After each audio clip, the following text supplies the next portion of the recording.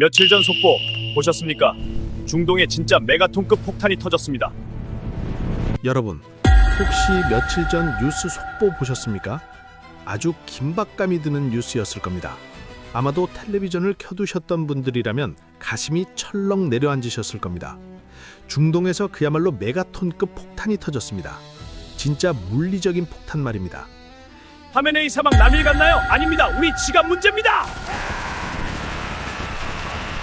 저희 머니 셰프는 정확한 정보 전달을 위해 최선을 다하고 있으며 사실과 다른 주관적인 비방이나 허위 사실 유포는 채널 운영 방침에 따라 엄격히 관리됨을 알려드립니다. 구독, 좋아요, 알림 설정 잊지 마세요.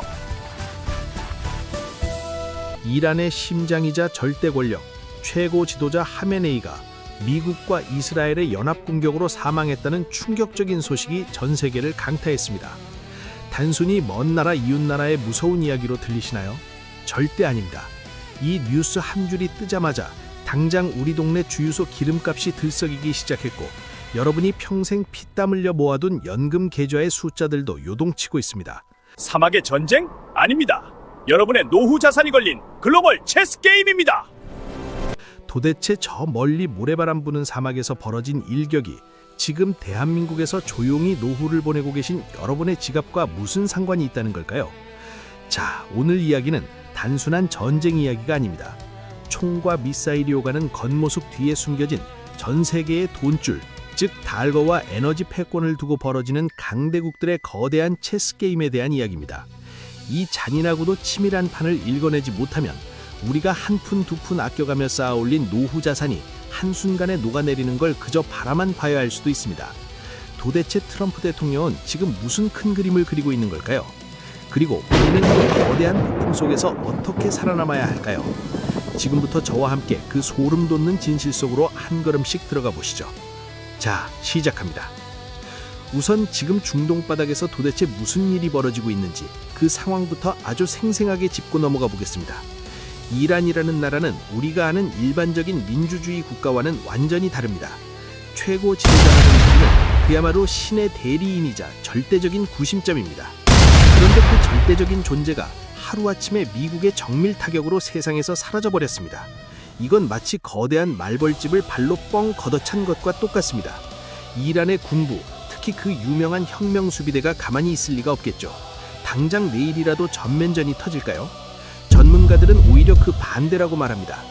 미국이라는 압도적인 군사대국과 전면전을 벌이는 건 자살행위라는 걸 그들도 잘 알고 있습니다. 하지만 그렇다고 꼬리를 내릴까요? 절대 아닙니다. 그 대신 아주 끈질기고 독하고 전 세계를 피곤하게 만드는 기나긴 게릴라전과 테러의 시대가 열릴 것이라는 게 공통된 분석입니다. 언제 어디서 터질지 모르는 불확실성. 경제에서 가장 무서워하는 게 바로 이 불확실성 아닙니까? 그런데 여러분, 진짜 공포는 하늘을 날아다니는 미사일이 아닙니다. 진짜 무서운 건 바로 바다에 있습니다. 호르무즈 해협이라고 혹시 들어보셨습니까? 세계 지도를 펴놓고 중동 쪽을 보시면 페르시아만에서 아라비아해로 빠져나오는 아주 좁은 바닷길이 하나 보일 겁니다. 거기가 바로 호르무즈 해협입니다. 이 바닷길이 왜 중요하냐고요? 여러분, 지구 전체가 하루 동안 펑펑 쓰는 석유가 100이라고 치면 그중 무려 20이 넘는 어마어마한 양의 기름이 오직 이 좁은 골목길 하나를 통해서만 빠져나옵니다. 우리 몸으로 치면 목에 있는 대동맥과도 같은 곳입니다. 여기를 꽉 쥐고 비틀면 전 세계 경제가 숨을 못 쉬고 헉헉거리게 되는 겁니다. 그런데 지금 이란이 독이 바짝 올라서 바로 이 대동맥을 끊어버리겠다고 으름장을 놓고 있습니다.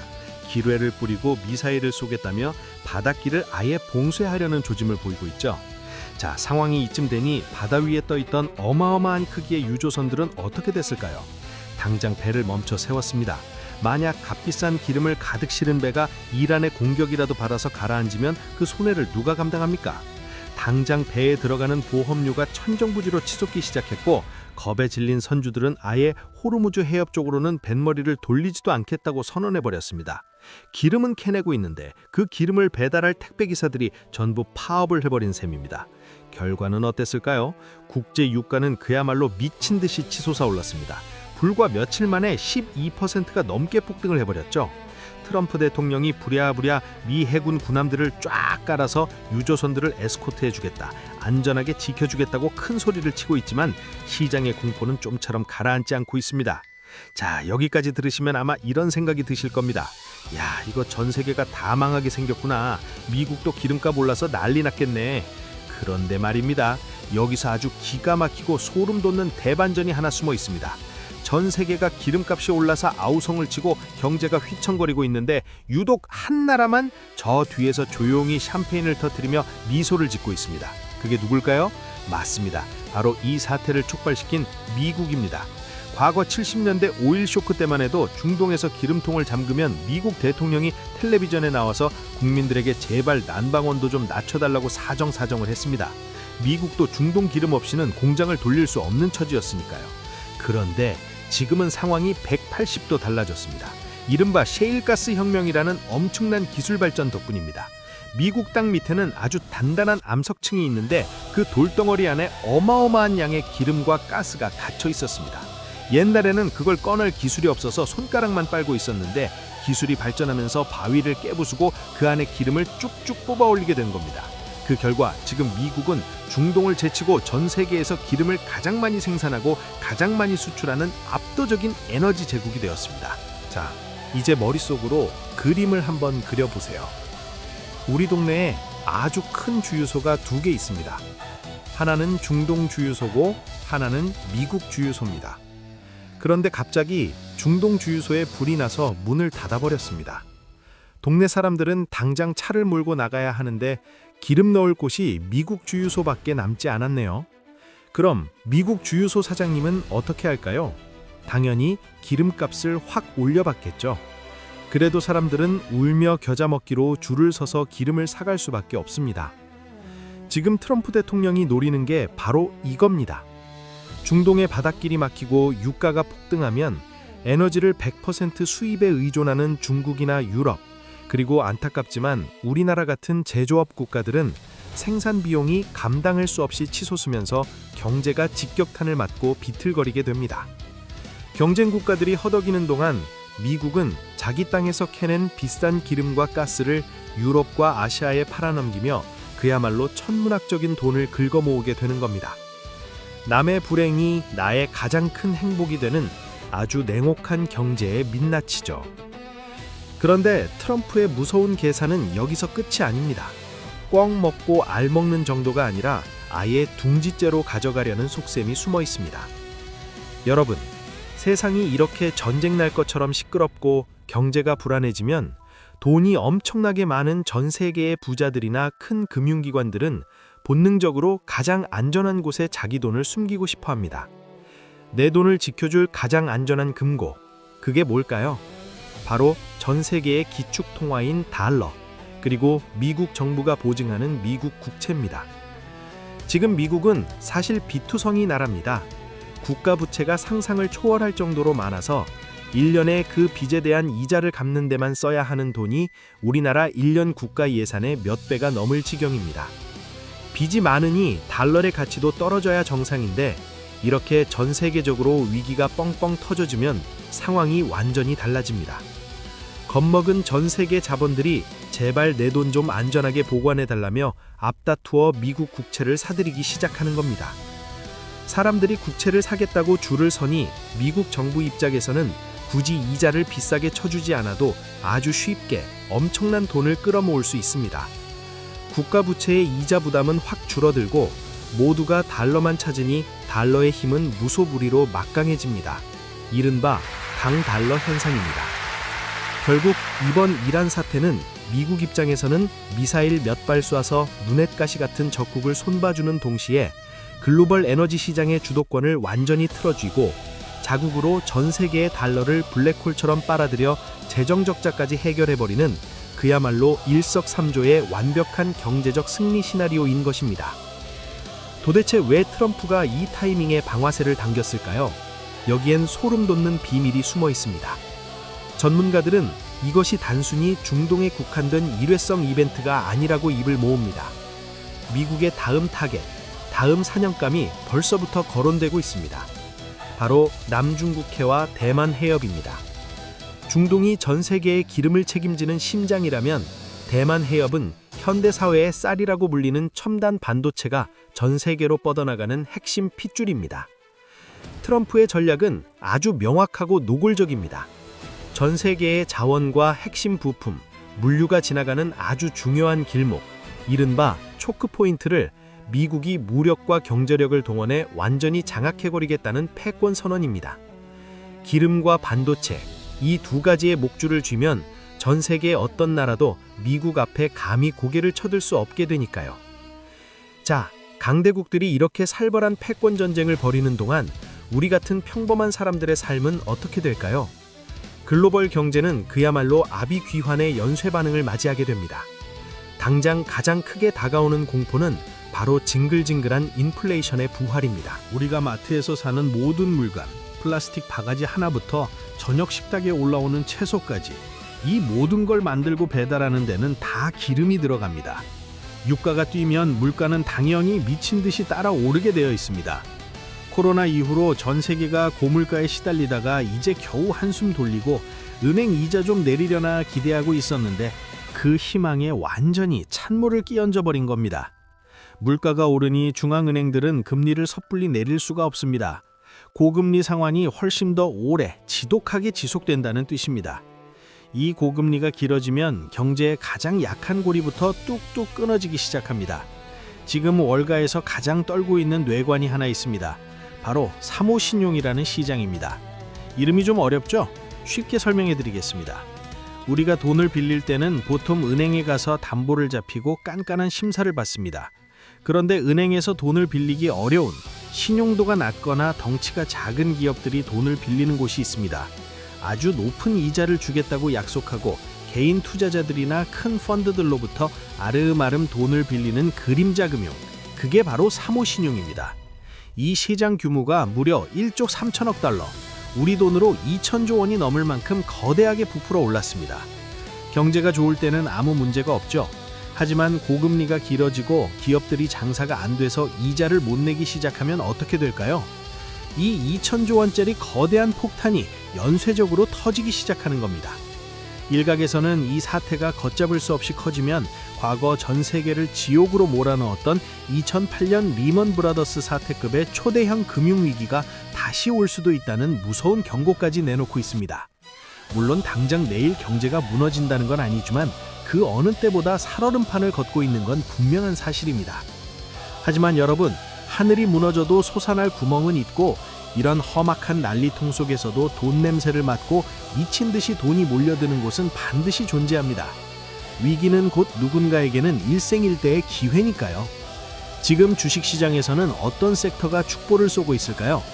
첫 번째는 당연히 방위산업과 인공지능 분야입니다. 이제 전쟁은 총 들고 싸우는 게 아니라 미사일 쏘고 우주에서 위성으로 감시하는 첨단 과학전입니다. 미국의 팔란티어 같은 데이터 분석 AI 기업이나 우수한 미사일 기술을 가진 우리나라의 LIG 넥스원, 한화 에어로스페이스 같은 방산 기업들은 전 세계에서 밀려드는 주문에 즐거운 비명을 지르고 있습니다. 두 번째는 에너지 인프라 기업들입니다. 중동 기름이 막히니 어떻게든 다른 에너지를 찾아야겠죠. 미국의 풍부한 액화 천연가스, 즉 LNG를 배달해주는 인프라 기업들이나 원자력 발전 관련 기업들인 컨스텔레이션 에너지 같은 곳들이 엄청난 러브콜을 받고 있습니다. 국내에서도 흥구석유 같은 에너지 관련주들이 널뛰기를 하고 있죠. 세 번째는 해운업입니다. 호르무즈 해협이 막혀서 배들이 아프리카 희망봉 쪽으로 빙빙 돌아서 가야 합니다. 배가 목적지까지 가는데 시간이 2배, 3배 더 걸리니 당연히 물건을 실어 나르는 운임비도 폭등하게 됩니다. 노르딕 탱커시 같은 글로벌 선사들이나 우리나라의 HMM 같은 해운사들은 그야말로 가만히 앉아서 치솟는 운송비를 챙기며 쾌재를 부르고 있습니다.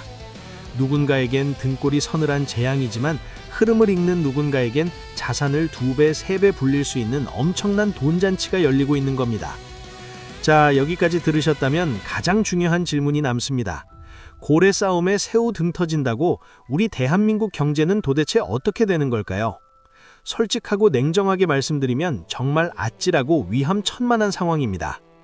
우리나라는 땅 파면 기름 한 방울 안 나오는 나라, 오직 똑똑한 머리와 성실한 손발로 외국에서 비싼 자원을 사와서 공장을 팽팽 돌려 물건을 만들고 그걸 다시 외국에 내다 팔아서 먹고 사는 철저한 수출 주도형 제조업 국가입니다.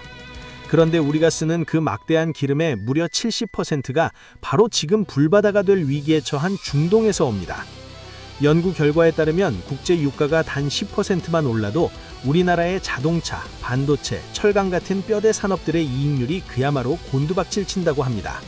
생산 원가가 너무 비싸지니까 물건을 팔아도 남는 게 없는 겁니다. 게다가 배들이 먼 길로 돌아서 가야 하니 물류비는 최대 80%까지 폭등할 수 있습니다. 이것뿐만이 아닙니다.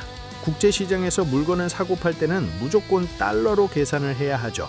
기름값이 오르니 결제해야 할 달러는 더 많이 필요한데 전 세계적으로 달러가 귀해지면서 환율은 미친 듯이 치솟습니다.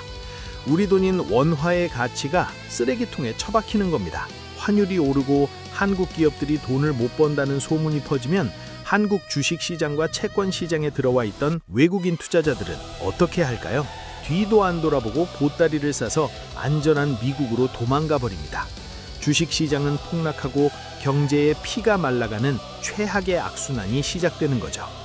물론 정부도 손을 놓고 있는 건 아닙니다. 우리나라에는 전쟁 같은 비상사태가 났을 때 나라를 굴리기 위해 땅속 깊은 곳에 몰래 숨겨둔 비축유라는 게 있습니다. 이걸 탈탈 털었으면 아무것도 안 들어와도 대략 7개월 정도는 어떻게든 버틸 체력은 있습니다.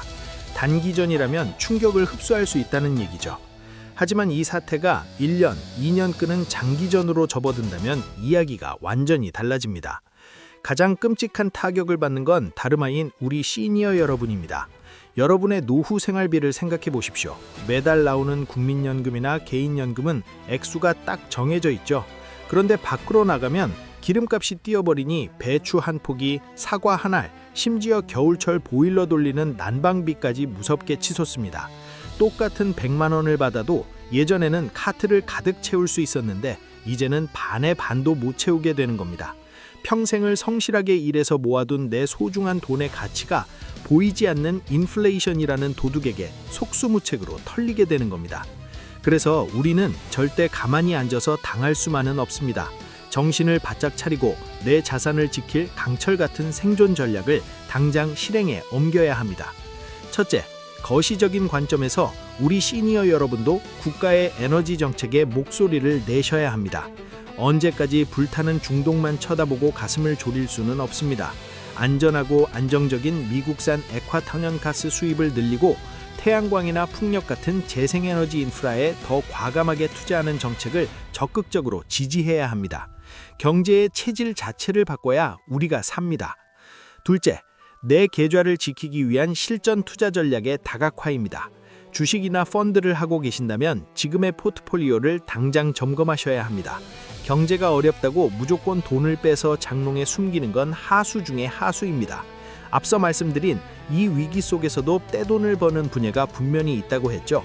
내 자산의 일정 부분은 미국 방위산업 기업들을 모아둔 ETF나 글로벌 해운업 ETF 쪽에 분산해서 담아두시는 것을 진지하게 고려해 보셔야 합니다.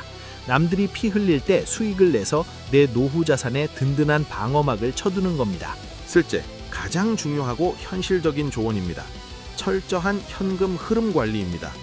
지금 당장이라도 생활비로 쓸 수 있는 현금, 이른바 비상금을 최소 6개월에서 1년치 정도는 아주 안전한 예금이나 CMA 통장에 넉넉하게 확보해 두십시오. 그리고 노후 연금을 설계하실 때 물가가 오르면 오르는 대로 연금 수령액도 덩달아 올려주는 물가 연동 연금 상품의 비중을 최대한 끌어올리셔야 합니다. 인플레이션이라는 도둑을 막을 수 있는 유일하고도 확실한 자물쇠는 바로 물가에 연동된 튼튼한 현금 파이프라인 뿐입니다. 자, 숨가쁘게 달려온 오늘 이야기 어떠셨나요? 저 멀리 텔레비전 화면 속 모래바람 날리는 사막에서 터진 포탄 한 발이 바다를 건너고 대륙을 넘어 결국 미국의 달러 패권을 더욱 단단하게 만들고 종국에는 대한민국에서 하루하루를 열심히 살아가는 우리 시니어 여러분의 지갑 속 돈을 소리 없이 갉아먹는 거대한 나비 효과로 이어지고 있다는 사실. 꼬리에 꼬리를 무는 이 경제의 연결고리가 정말 소름 돋지 않으신가요? 우리가 직면한 이번 중동 사태는 어쩌다 벌어진 단순한 총싸움이 아닙니다. 철저하게 계산된 전 세계 부의 재분배, 즉 힘 있는 자들이 판을 엎고 돈을 다시 나누는 거대한 돈의 재편 과정입니다.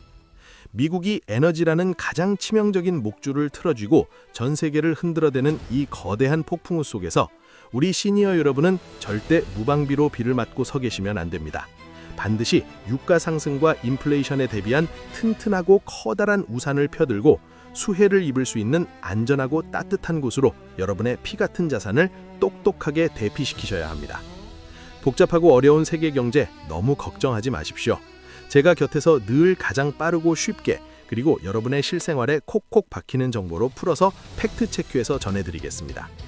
혹시 오늘 제가 말씀드린 방산, 해운, 에너지 관련 ETF나 물가 연동 연금에 대해서 좀 더 자세하고 실전적인 분석이 필요하시다면 언제든지 주저하지 마시고 아래 댓글창에 편하게 남겨주세요. 제가 하나하나 다 읽어보고 속 시원하게 분석해서 다음 영상으로 찾아오겠습니다. 영상이 조금이라도 도움이 되셨다면 힘이 나는 구독과 따뜻한 좋아요 한 번씩 꼭 부탁드리겠습니다. 여러분의 작은 응원이 저에게는 정말 큰 힘이 됩니다. 오늘 제 영상이 여러분의 마음에 깊은 울림을 주었으면 합니다. 다음에도 좋은 이야기로 뵙겠습니다. 감사합니다.